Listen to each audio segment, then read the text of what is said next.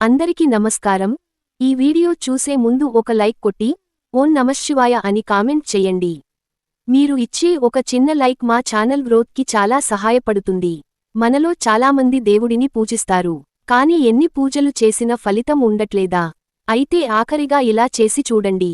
ఖచ్చితంగా మీ కష్టాలన్నీ నెల తిరగకుండానే తీరిపోతాయి.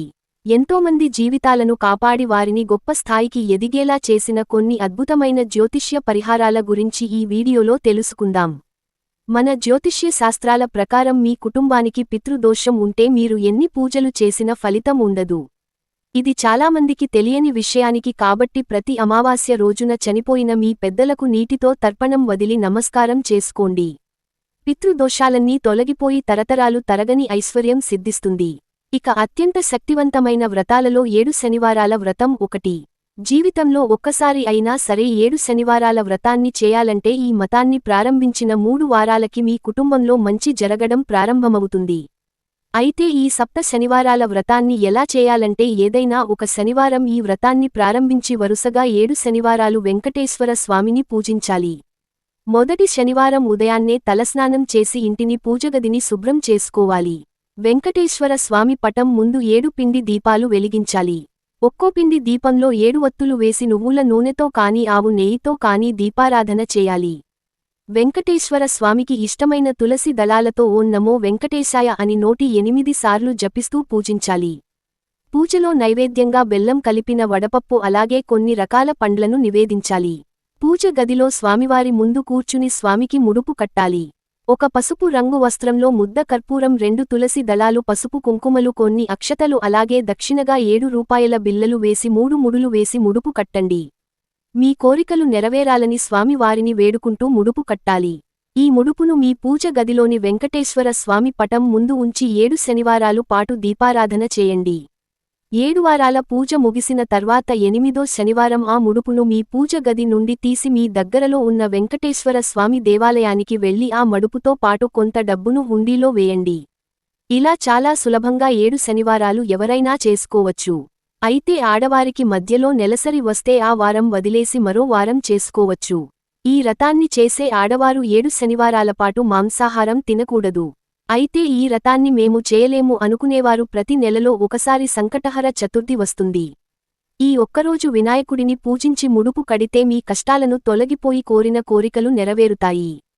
ఇక ఈ శక్తివంతమైన రథాలతో పాటు ప్రతి ఒక్కరూ కొన్ని నియమాలు పాటించాలి. అప్పుడే మీరు గొప్ప స్థాయికి ఎదుగుతారు. ప్రతిరోజు ఉదయం స్నానం చేసిన తర్వాత మీ ఇంటి బయట తూర్పుముఖంగా నిలబడి సూర్య దేవుడికి నమస్కారం చేసుకోండి. ఒక నెల రోజులు పాటు ఇలా చేసి చూడండి. ఇక మీరు ఆశ్చర్యపోయే శుభ ఫలితాలు కలుగుతాయి. అలాగే మీ ఇంట్లోకి వెంటనే లక్ష్మీదేవి అడుగు పెట్టాలంటే ఆడవారు తెల్లవారుజామున నిద్రలేచి ఇంటి ముందు చీపురుతో శుభ్రం చేసి మీ ఇంటి గడప పైన పసుపు నీళ్లు చెల్లి ఇంటి ముందు ముగ్గు వేసుకోండి.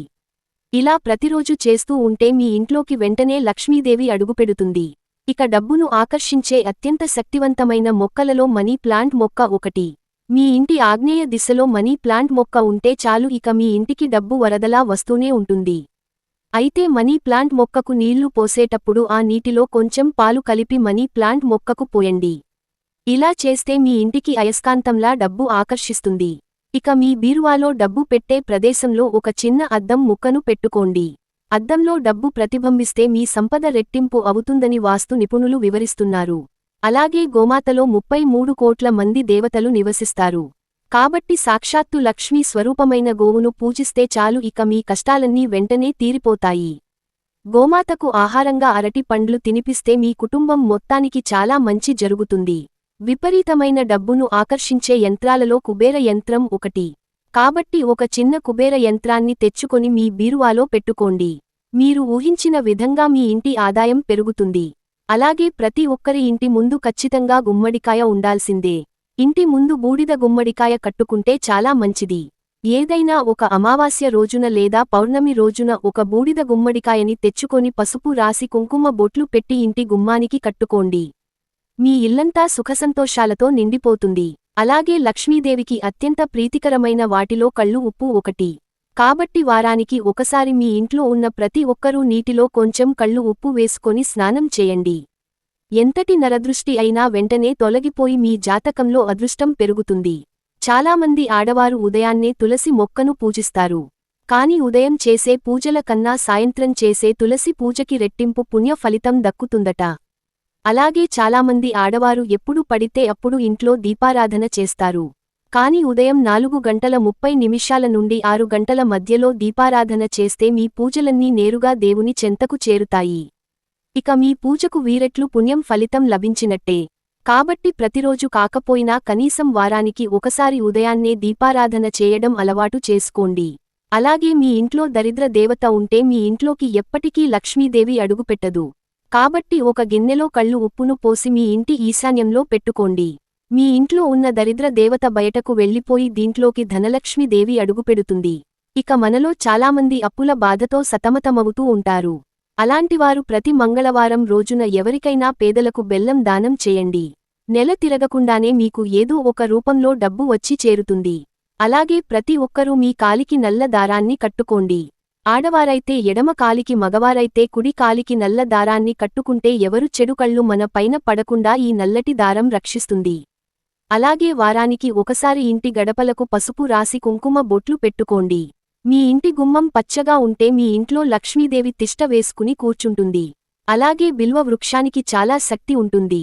ప్రతి సోమవారం బిల్వ చెట్టుకు నీళ్లు పోసి నమస్కారం చేసుకుంటే చాలు, ఎంతటి కష్టమైనా ఇట్టే తొలగిపోతుంది. ఒకసారి ఈ పరిహారం ప్రయత్నించి చూడండి. ఇక ప్రతి శనివారం రోజున రావి చెట్టు వద్దకు లక్ష్మీదేవి వస్తుందట. కాబట్టి ప్రతి శనివారం రావి చెట్టుకు 7 ప్రదక్షిణాలు చేస్తే చాలు, అతి త్వరలోనే మీరు ధనవంతులయ్యే అవకాశం ఉంటుంది. ఇక ఇంట్లో దీపారాధన చేసేటప్పుడు గులాబీ పూలతో దేవుడిని పూజించండి. సంపూర్ణ లక్ష్మీ కటాక్షం కలుగుతుంది. అలాగే పూజలో దేవునికి నైవేద్యంగా బెల్లం ముక్క నివేదించండి. దేవుని ఆశీర్వాదం సంపూర్ణంగా కలుగుతుంది. మీ భర్త ఆదాయం బాగా పెరగాలంటే మీ ఇంటి ఉత్తర దిశలో నీటి కలశం పెట్టుకోండి. ఒక రాగి చెంబు నిండుగా నీళ్లు ఉత్తర దిశలో పెట్టుకుంటే ఆదాయం విపరీతంగా పెరుగుతుంది. అనారోగ్య సమస్యలతో బాధపడేవారు ప్రతిరోజు మహామృత్యుంజయ మంత్రం చదవండి. తద్వారా అనారోగ్య సమస్యలు తొలగిపోయి మీ ఆయుష్ పెరుగుతుంది. ఇక రాత్రిపూట నిద్రపోయే ముందు వంట గదిలో ఎంగిలి పాత్రలు లేకుండా చూసుకోండి. రాత్రిపూట ఎంగిలి పాత్రలో ఉంటే మీ ఇంటికి దరిద్రం వేటాడుతుంది. ఇక మీ చేతికి ఎంత డబ్బు వస్తున్నా అనవసరపు ఖర్చులు పెరుగుతుంటే మీ పర్సులో ఒక కర్పూరం బిళ్ళ పెట్టుకోండి. అనవసరపు ఖర్చులు తగ్గి మీ ఆదాయం పెరుగుతుంది. అలాగే మీ ఇంటి ముందుకు ఏదైనా పక్షులు వస్తే వాటికి ఖచ్చితంగా ఆహారం వేయండి. పక్షులకు ఆహారం వేస్తే రాహుకేతు దోషాలు అన్నీ తొలగిపోతాయి. ఇక మీ పనుల్లో పదే ఆటంకాలు ఏర్పడుతుంటే ప్రతి బుధవారం గణపతి దేవాలయానికి వెళ్లి 5 ప్రదక్షిణాలు చేయండి. ఇక మీరు చేసే పనుల్లో విజయాలు సాధిస్తారు. జ్యోతిష్య శాస్త్రంలో శ్రీ సూక్తానికి చాలా శక్తి ఉంటుంది. ప్రతిరోజు శ్రీ సూక్తం చదివితే మీ ఇంటి ఐశ్వర్యం అంచెలంచెలుగా వృద్ధి చెందుతుంది. ఇక మానసిక ప్రశాంతతను కోరుకునేవారు ప్రతి సోమవారం శివలింగానికి నీటితో అభిషేకం చేయండి. ఈ విధంగా చిన్న పరిహారాలు పాటిస్తే శాశ్వతమైన పరిష్కారం లభిస్తుంది. ఈ వీడియో మీకు నచ్చినట్లయితే ఒక లైక్ కొట్టి, ఇలాంటి ఎన్నో వీడియోలు మీరు పొందాలి అనుకుంటే సబ్స్క్రైబ్ చేయడం మాత్రం అస్సలు మర్చిపోకండి. ఓం నమఃశివాయ.